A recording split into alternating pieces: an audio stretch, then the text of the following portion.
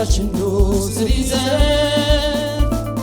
ለአፍሪካ ተምሳሌት ስራው ገና ኢትዮጵያ ውስጥ ያልተነካ ስራ ነው። አሁንም ድረስ አሁን ኢትዮጵያ ታምርትም በሌላም እንሞካክረዋለን እንጂ እኛ ጋር ገና ኢንዱስትሪያችን ወይም ይሄ ማሽን የማኑፋክቸሪንግ ዘርፉ ገና ብዙ ሰው ማሳተፍ የሚችል ስለሆነ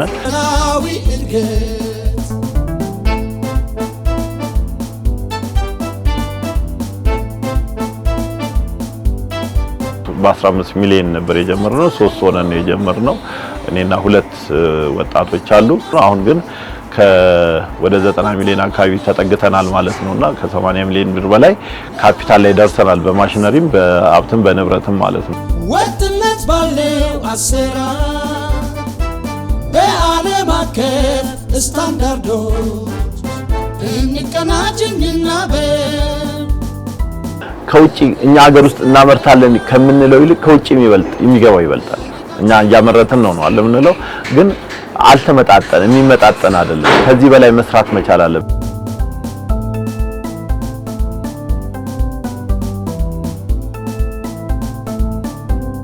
ባንዴ 2 መስሪያ ቤት ተሰራ ነበር።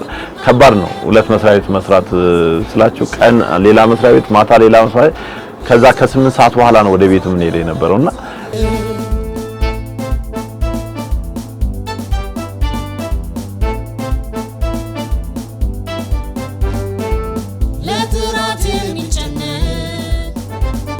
የሳኒታይዘርና አልኮል ማምረቻ ማሽን ለመጀመሪያ ጊዜ ኮሮና እንደመጣ በግለሰብ ደረጃ ሲመረት እኛ ጋር አንዱ ከተመረተው ውስጥ አንዱ ነበር። አልኮልና ሳኒታይዘር ማምረቻ ማሽን ቡና ለመድረቅ እስከ 12 ቀን ይፈጅበታል። ከ10 እስከ 12 ቀን የሚፈጅበትን ሰዓት በ21 ሰዓት ውስጥ ማድረቅ የሚችል ማሽን ለመጀመሪያ ጊዜ እኛ ጋር ነው ተሰርቶ የነበረው።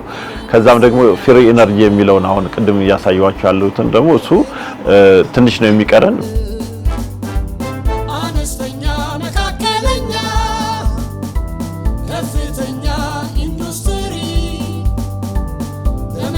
ሰፊ እድሎች አለን።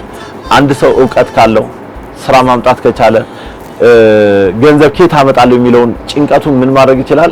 አንደኛ ማሽነሪ